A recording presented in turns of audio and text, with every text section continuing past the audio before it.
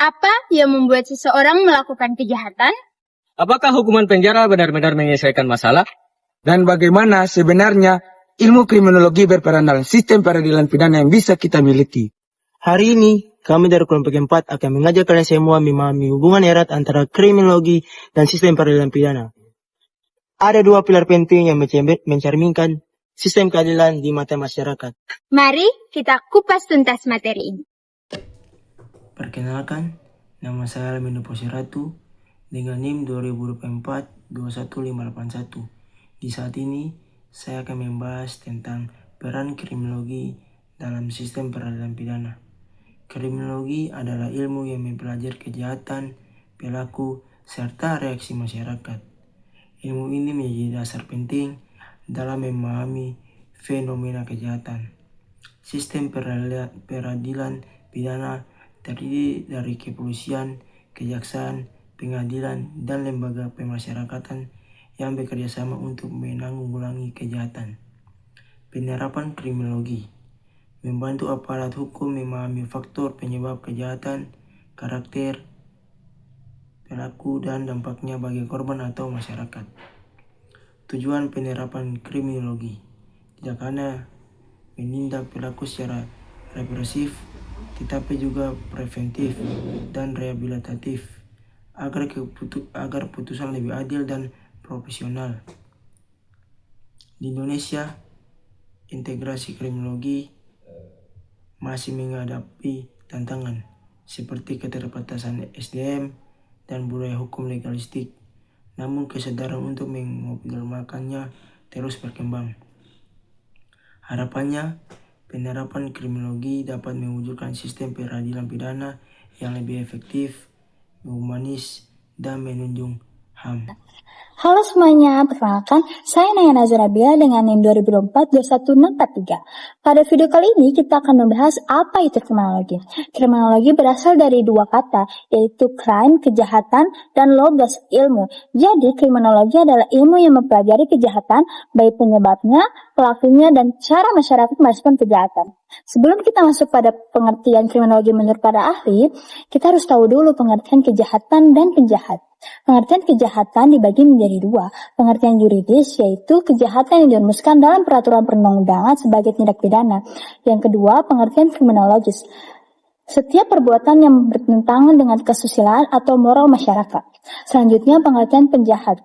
Menurut Eliot, penjahat adalah orang-orang yang gagal dalam menyesuaikan dirinya dengan norma-norma masyarakat sehingga tingkah lakunya tidak dapat dibenarkan oleh masyarakat. Pengertian kriminologi menurut para ahli. Yang pertama, Stephen Howitt.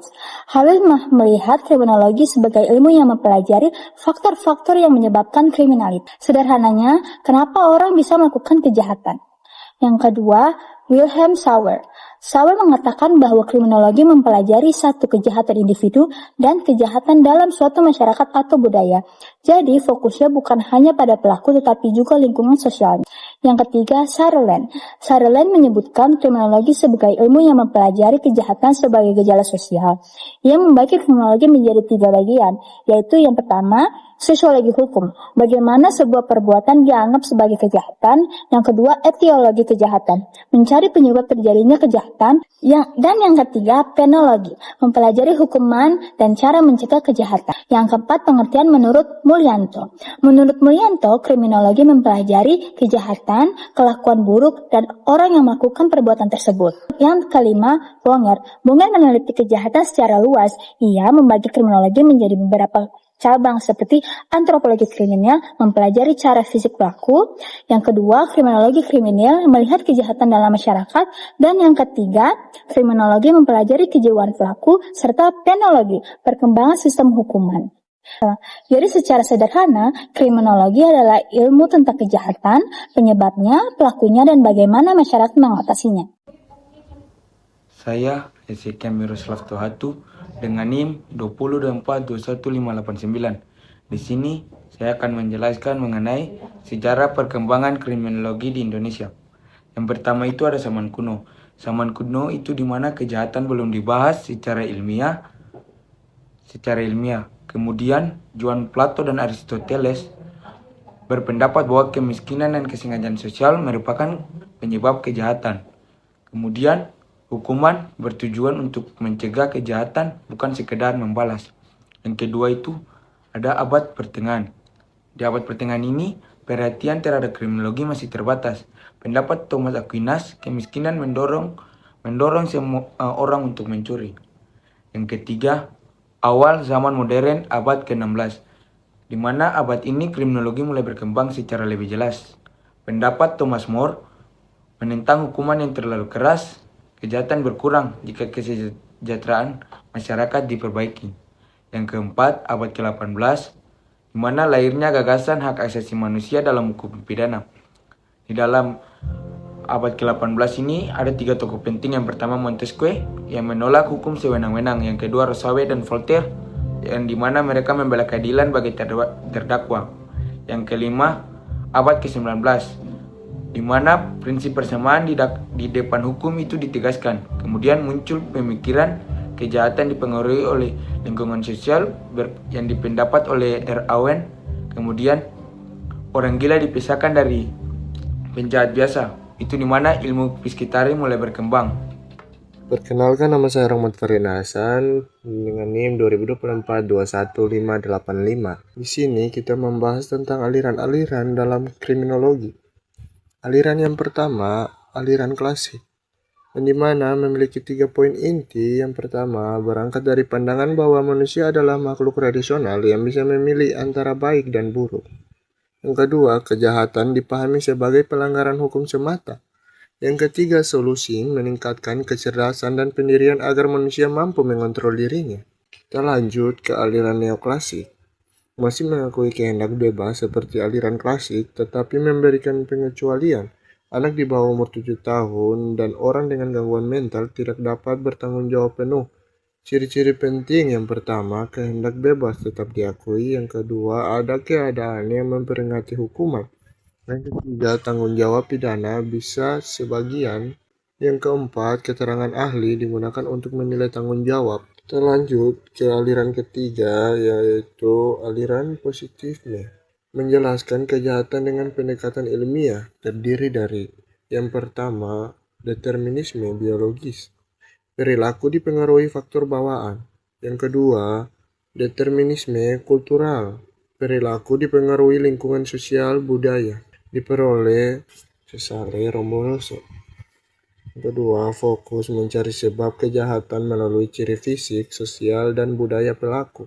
Kita masuk ke aliran kritis, menekankan bahwa kejahatan ditemukan oleh bagaimana hukum dibuat dan diterapkan. 2 pendekatan. Yang pertama, interaksionis, mempelajari bagaimana masyarakat memberikan label atau jahat. Yang kedua, konflik. Kejahatan muncul dari perbedaan kekuasaan dalam masyarakat.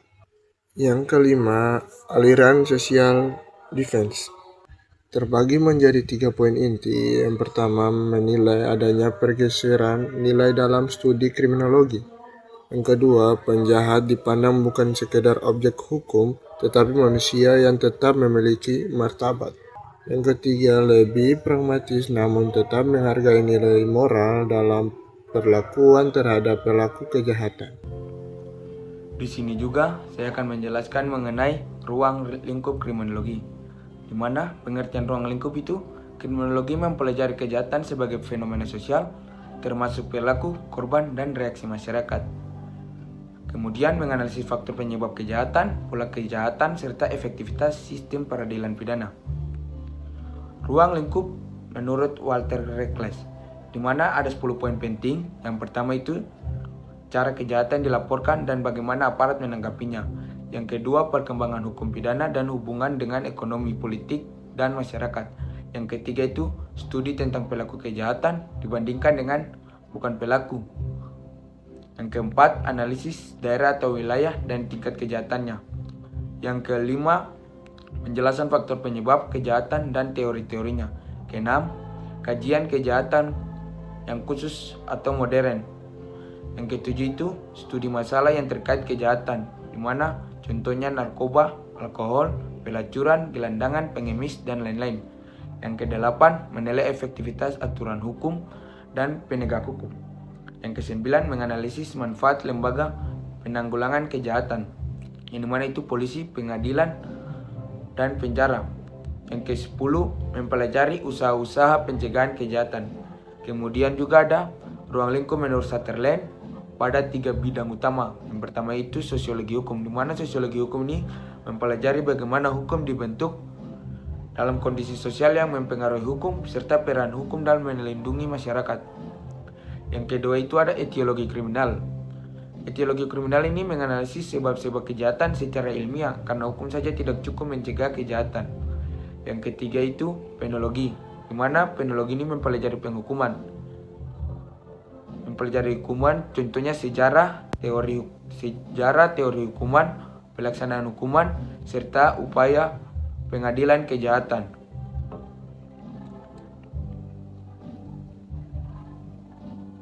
Di sini juga saya akan lanjut pada materi yang berikut tentang objek kriminologi. Di mana objek kriminologi itu ada 4. Yang pertama itu kejahatan. Kejahatan itu dipahami sebagai fenomena sosial yang dipengaruhi faktor politik, ekonomi, sosial, dan keamanan. Kemudian juga yang kedua itu ada pelaku kejahatan. Pelaku kejahatan ini atau penjahat dipelajari untuk mengetahui penyebab orang melakukan kejahatan. Yang ketiga itu korban kejahatan. Korban kejahatan juga mempengaruhi terjadinya kejahatan.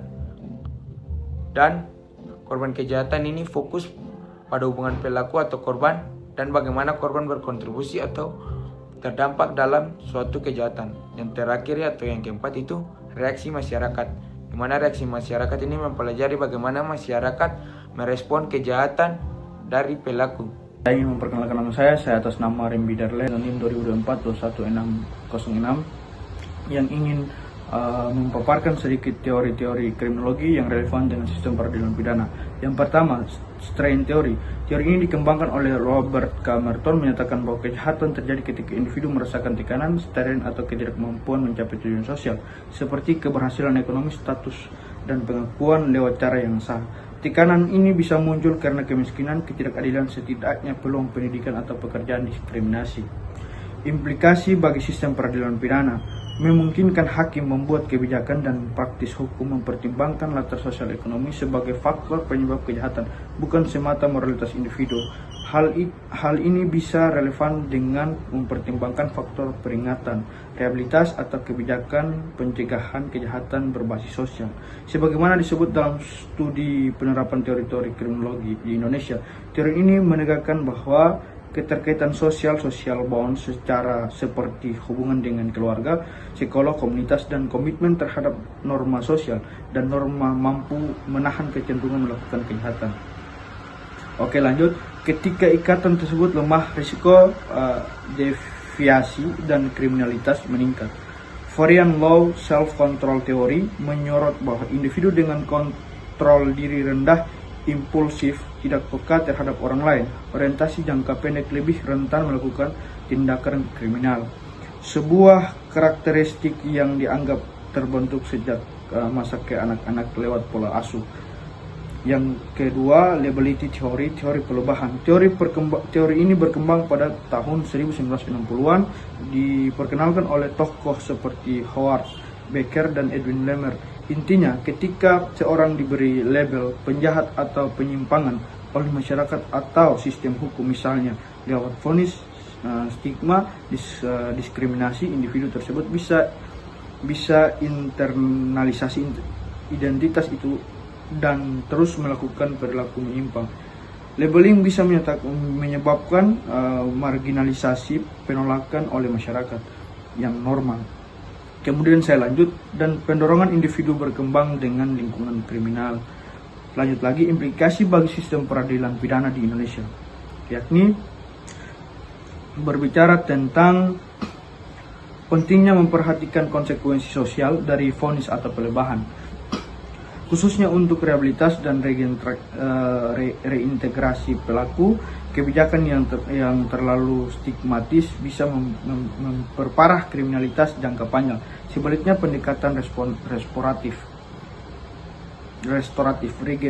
reintegratif atau alternatif terhadap hukum bisa lebih efektif untuk mencegah label permanen yang memicu residivisme. Assalamualaikum warahmatullahi wabarakatuh. Perkenalkan, nama saya Siti Rukia Rumonin. NIM saya 242121628. Di sini saya akan membawakan materi yang berjudul Sistem Peradilan Pidana. Sistem peradilan pidana menunjukkan bahwa proses penegakan hukum pidana harus dilihat sebagai suatu keseluruhan yang saling terhubung. Hal ini ditegaskan oleh Ali Said ketika menjabat sebagai Menteri Kehakiman Republik Indonesia. Dalam pidato pada pembukaan seminar UNFI di Jakarta, ia menyatakan bahwa menggunakan kata sistem menunjukkan adanya pendekatan sistematik dalam mengelola administrasi peradilan pidana. Artinya, seluruh unsur yang terlibat seperti kepolisian, kejaksaan, dan lembaga permasyarakatan merupakan substansi yang harus bekerja secara terpadu untuk mencapai tujuan bersama. Dengan kata lain, sistem peradilan pidana adalah proses bekerjanya seluruh lembaga yang berwenang dalam penegak hukum pidana secara teknologi, meskipun masing-masing memiliki fungsi yang berbeda dan orientasi tujuan yang sama, yaitu mencapai keadilan dan ketertiban dalam masyarakat.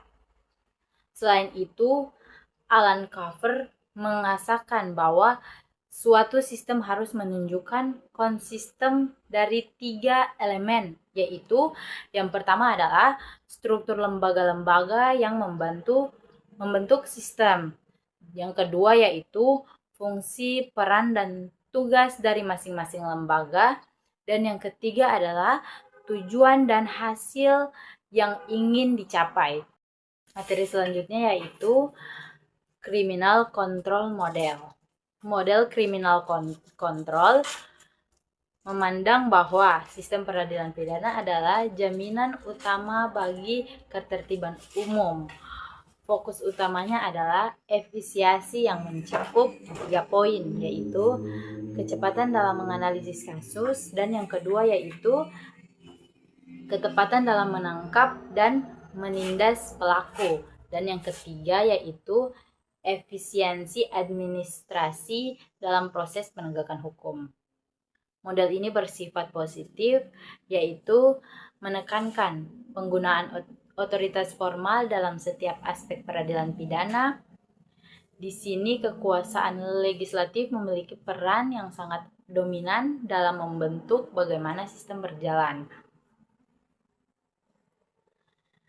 Dan poin yang selanjutnya yaitu due prosi model. Model due prosi muncul sebagai reaksi atas dominasi model pengadilan kejahatan. Fokus utamanya adalah peradilan hak-hak individu serta membatasi kewenangan negara dalam proses pidana. Model ini mendapatkan asas manusia sebagai unsur pengawasan terhadap tindakan aparat. Jadi ada 4 karakteristik utama, yaitu yang pertama, menolak pencairan fakta informal. Model ini tidak mempercayai prosedur pencairan fakta yang tidak resmi karena rawan kesalahan manusia. Yang diprioritaskan adalah pencairan fakta melalui proses adjudikatif dan sistem peradilan yang bersifat adversial, di mana keberadaan diuji secara terbuka dan ketat. Dan poin yang kedua yaitu menekankan pencegahan kesalahan.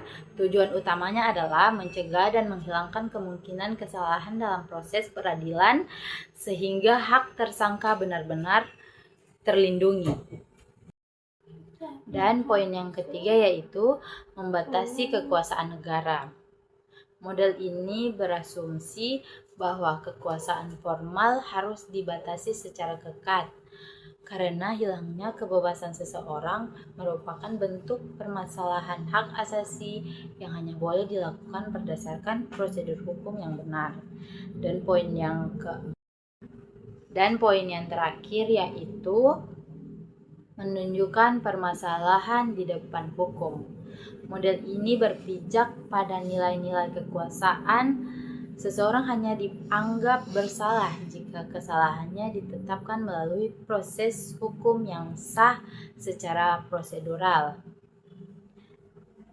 Karena itu, perilaku yang sama di depan hukum menjadi prinsip utama. Pemerintahan wajib memberikan pelayanan hukum serta kepada setiap orang. Perkenalkan, nama saya Dwi Putri Persilasi Andresi dengan NIM 2023-216111. Setiap kejahatan selalu meninggalkan jejak, dan di balik upaya mengungkapkannya ada rangkaian proses ilmiah yang bekerja secara terstruktur. Penyidikan menjadi langkah awal sebuah proses hukum yang mengumpulkan data, fakta, dan keterangan untuk membuat terang apa yang sebenarnya terjadi di tahap ini. Penyidik keseimbangan dua kepentingan besar, hak warga negara dan kepentingan umum untuk menemukan kebenaran. Namun penyidikan tidak berdiri sendiri. Disinilah kriminalistik berperan melalui analisis ilmiah terhadap sidik jari, bercak darah, rambut, hingga pola alur kekerasan. Kriminalistik memecah setiap petunjuk menjadi informasi yang akurat. Setiap detail diperiksa, diuji, dan dicocokkan untuk membangun kembali rangkaian kejadian. Dalam kasus mutilasi, kejahatan brutal yang memotong dan memisahkan tubuh korban, kriminologi menjadi kunci memahami motif di balik tindakan tersebut. Ilmu ini menelaah faktor psikologis, sosial, hingga dengan dorongan perilaku pelaku. Kriminologi menjawab pertanyaan mengapa, sementara kriminalistik menjawab bagaimana.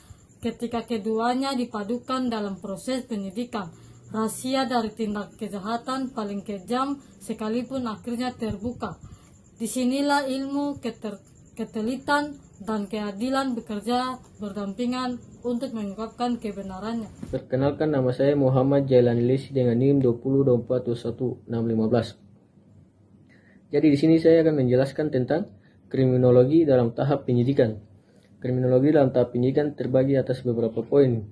Yang pertama, memberikan dasar analitis untuk memahami pelaku. Kriminologi membantu penyidik menafsirkan motif, karakteristik, dan penyebab terjadinya kejahatan dengan teori tentang faktor individual, sosial, dan situasional. Penyidik dapat membuat hipotesis pelaku dan memetakan kasus dengan lebih terarah. Yang kedua, mendukung teknik investigasi melalui analisis pola kejahatan. Ilmu ini digunakan untuk menganalisis lokasi, waktu kejadian, pola korban, dan kebiasaan pelaku. Crime pattern analysis membantu menghubungkan peristiwa-peristiwa yang memiliki pola berulang sehingga penyidikan menjadi lebih sistematis. Yang ketiga, membantu criminal profiling. Kriminologi menyediakan kerangka untuk menyusun profil pelaku berdasarkan perilaku di TKP. Profil ini memperkirakan usia, latar sosial, pendidikan, atau kondisi psikologis pelaku sehingga dapat mempersempit fokus penyidikan. Yang keempat, menilai konteks sosial peristiwa pidana. Analisis kriminologis mencakup pemahaman lingkungan, relasi sosial, dan faktor kerentanan, seperti tekanan ekonomi atau konflik tersembunyi. Hal ini membantu penyidik menangkap motif yang tidak terlihat langsung. Yang terakhir, menjadi landasan etik dalam penyidikan. Kriminologi mengingatkan penyidik untuk tetap objektif, menghindari diskriminasi, dan berpegang pada prinsip keadilan serta hak asasi manusia. Pendekatan ilmiah menjadi acuan dalam setiap langkah penyidikan. Jadi kriminologi memperkuat penyidikan tidak hanya secara teknis, tetapi juga secara ilmiah, analitis, dan etis. Integrasi teori kejahatan, analisis pola, profiling, dan pemahaman sosial membuat penyidikan menjadi lebih efektif, akurat, dan bertanggung jawab. Baik, selanjutnya saya atas nama Salim Kakali, NIM 2024-21359. Saya akan menjelaskan materi tentang apa itu peran kriminologi dalam pemasyarakatan. Kriminologi mengkaji kejahatan dan faktor-faktor pendorongnya berperan penting dalam mendukung sistem pemasyarakatan. Yang pertama, pemahaman kriminologi membantu menyesuaikan pembinaan narapidana berdasarkan karakter, motivasi, dan latar belakang kriminalitas mereka. Yang kedua, kriminologi menjelaskan penyebab tindak pidana memungkinkan lembaga pemasyarakatan merancang intervensi yang lebih efektif. Yang ketiga, teori kriminologi membantu penyusunan kebijakan pemasyarakatan yang relevan dengan dinamika sosial dan mencegah residivisme. Yang keempat, kriminologi menjadi fondasi ilmiah untuk sistem pemasyarakatan modern yang berorientasi pada perubahan perilaku dan pencegahan kejahatan. Nama saya Granat Duta Alrafiansyah Tuaena dengan NIM 2024-21580. Oke, baik teman-teman. Jadi, kriminologi bukan cuma teori tentang penyebab kejahatan, tapi juga jadi dasar ilmiah untuk bikin strategi pencegahan yang lebih efektif. Karena kejahatan dipengaruhi banyak faktor. Nah, yang pertama itu sosial, ekonomi, psikologis, sampai budaya analisis. Kriminologi bikin kebijakan jadi lebih tepat dan sesuai kondisi masyarakat. Dalam praktiknya, kriminologi membantu pemerintah pakai data dan bukti seperti statistik, kejahatan dan faktor risiko untuk menentukan langkah yang paling pas. Menekatnya juga tidak hanya menghukum, tapi fokus pada pencegahan, rehabilitas, dan reintegrasi supaya pelaku tidak mengulangi kejahatan, termasuk pencegahan lewat desain lingkungan yang aman dan peran komunitas. Memang ada tantangan seperti keterbatasan data dan kebijakan yang masih terlalu fokus pada hukuman cepat. Tapi dengan integrasi kriminologi, kita bisa punya kebijakan yang lebih proaktif, ilmiah, dan berkelanjutan. Dan upaya penanggulangan kejahatan jadi tanggung jawab bersama seluruh elemen masyarakat. Jadi seperti itu teman-teman. Varian teman-teman, perkenalkan nama saya Charlene Tiara Putri Siandresi dengan NIM 2024-21608. Pada tanggal 10 November 2022, Indonesia dikemparkan dengan kasus pembocoran data. Seorang hacker bernama Brochka mengklaim bahwa dia telah membocorkan lebih dari 30 GB data, termasuk NIK, NPWP, dan juga nomor telepon dan data transaksi BBM dari aplikasi My Pertamina. Dari kasus ini membuka peluang banyaknya penipuan dan penyalahgunaan data dan mengancam kestabilan di negara Indonesia. Insiden ini menunjukkan betapa rapuhnya perlindungan atas data pribadi kita di Indonesia, dan sekaligus menjadi ancaman serius terhadap kedaulatan digital di Indonesia. Dampaknya bukan hanya finansial, tetapi juga psikologi korban. Dia bisa mengalami kecemasan, bahkan hilang rasa aman. Sayangnya, respon dari pihak terkait sangat terlambat, sehingga penanganan hukum menghadapi tantangan besar karena sifat kejahatan siber yang lintas negara dan keterbatasan forensik digital. Untuk mencegah kejadian serupa, Indonesia harus memperkuat keamanan penjagaan data pribadi, dan juga Indonesia harus memperkuat keamanan rutin dan penerapan prinsip security by design. Keamanan digital bukan lagi pilihan, melainkan kebutuhan yang mendesak, dan juga bagi seluruh pengguna di Indonesia. Di saat ini saya akan membahas tentang evaluasi efektivitas penerapan kriminologi dalam sistem peradilan pidana. Yang pertama ada kondisi saat ini. Kriminologi penting dalam memahami sebab-sebab kejahatan dan solusi penanggulangan. Praktiknya di Indonesia belum optimal karena fokus masih pada penghukuman. Yang kedua, dampak positif yang sudah terlihat. Ada riset terkait motif kejahatan, faktor lingkungan, dan rehabilitasi pelaku. Membantu melihat kejahatan secara holistik dan hanya aspek hukum tapi juga sosial, ekonomi, psikologis, dan budaya. Yang ketiga, kendala dalam penerapan. Sistem hukum masih legalistik formal. Kebijakan penal lebih dominan dibanding non-penal. Yang keempat, kesimpulan. Penerapan kriminologi sudah ada tapi belum maksimal. diperlukan peralihan menuju sistem yang lebih humanis, preventif, dan berbasis riset. Yang kelima, rekomendasi penguatan kebijakan pidana berbasis riset kriminologi, perluasan penerapan restoratif justice. Yang terakhir kita masuk dalam bagian kesimpulan. Dari penjelasan dari bab-bab sebelumnya dapat disimpulkan bahwa 1. Kriminologi penting untuk kebijakan publik. Kriminologi membantu pemerintah memahami kejahatan secara lebih lengkap. Artinya kebijakan kriminal tidak boleh hanya fokus pada hukuman tetapi juga pencegahan, rehabilitas, dan dampak sosial. 2. Aparat penegak hukum perlu kompetisi ilmiah. Pemahaman aparat penegak hukum tentang kriminologi masih terbatas, padahal setiap tahap proses hukum mulai penyidikan sampai pemasyarakatan membutuhkan pemahaman tentang motif, pelaku, dan faktor kejahatan. Yang ketiga, pencegahan kejahatan harus berkelanjutan. Kejahatan tidak cukup ditangani setelah terjadi.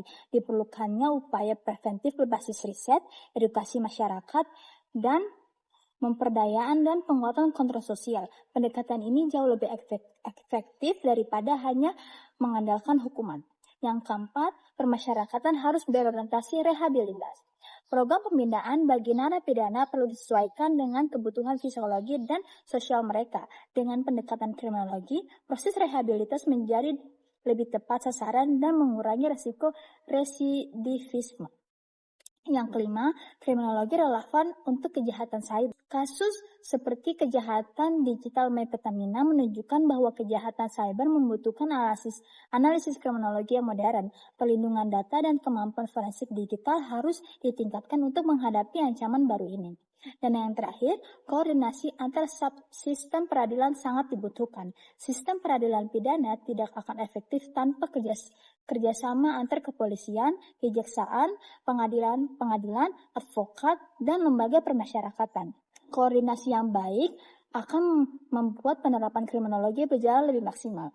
Singkatnya, kriminologi bukan hanya teori, tetapi fondasi penting untuk membangun sistem peradilan pidana yang lebih manusiawi, ilmiah, dan efektif dalam menghadapi kejahatan masa kini. Demikian pembahasan kami mengenai peran krusial kriminologi dalam sistem peradilan pidana. Mulai dari teori penyebab kejahatan, penegakan hukum, hingga upaya pencegahan dan rehabilitas pelaku. Kriminologi bukan hanya ilmu tentang mengapa orang berbuat jahat, melainkan juga bagaimana kita menciptakan sistem peradilan yang adil, efektif, dan manusiawi. Kami berharap dari video ini bisa membuka wawasan kalian semua dan menambah ruang-ruang diskusi yang terbaik. Akhir kata, kami mengucapkan sekian dan terima kasih.